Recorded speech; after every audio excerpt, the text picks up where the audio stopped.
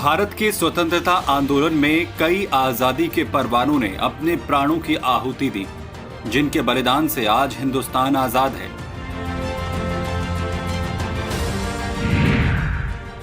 ऐसा ही एक नाम है जतींद्र नाथ दास का, जिन्हें उनके साथी क्रांतिकारी जतिन दा कहकर पुकारते थे।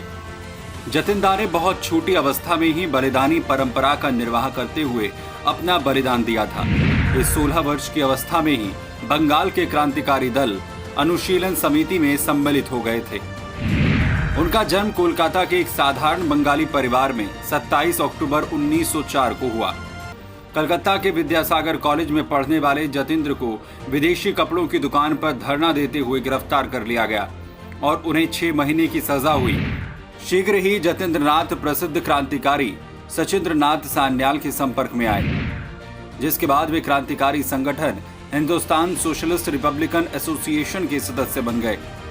1925 में अंग्रेजों ने उन्हें दक्षिणेश्वर बम कांड और काकोरी कांड के आरोप में गिरफ्तार कर लिया। जेल में भारतीय कैदियों के साथ हो रहे बुरे व्यवहार के विरोध में उन्होंने भूख हड़ताल की। जब जतींद्र नाथ की तबीयत बिगड़ने लगी तो अंग्रेज सरकार ने डरकर 21 दिन बाद उन्हें रिहा कर दिया। उन्होंने हर स्थिति में भगत सिंह का साथ दिया।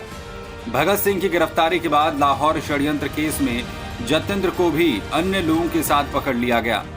उन दिनों जेल में भारतीय राजनीतिक कैदियों की स्थिति अत्यंत दयनीय थी। इसके विरोध में भगत सिंह और बटुकेश्वर दत्त ने लाहौर के केंद्रीय कारागार में भूख हड़ताल प्रारंभ कर दी। जब इन अनशनकारियों की स्थिति बिगड़ने लगी तो इनके समर्थन में अन्य कई क्रांतिकारियों ने भी अनशन प्रारंभ करने का विचार किया।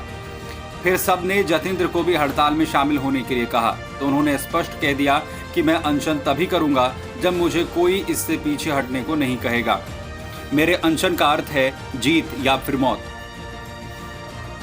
जतींद्र नाथ के नेतृत्व में क्रांतिकारियों ने 13 जुलाई 1929 से अनशन प्रारंभ कर दिया।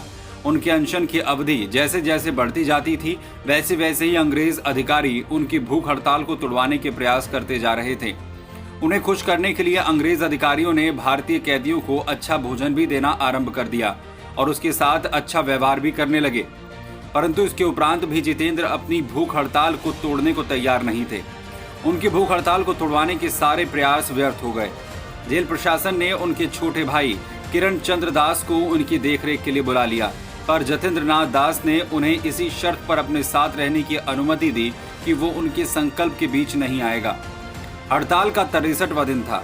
बताया जाता है कि उस दिन उनके चेहरे पर एक अलग ही तेज था।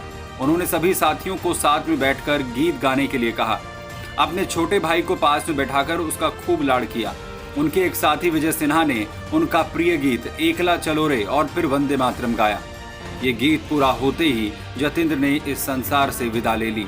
वो दिन था 13 सितंबर 1929 और सिर्फ 24 साल की उम्र में भारत माँ का ये सच्चा सपूत अपने देश के लिए बलिदान हो गया। नेताजी सुभाष चंद्र बोस ने उनकी मृत्यु के उपरांत उन्हें भारत का युवा दाधीची कहकर सम्मानित किया था।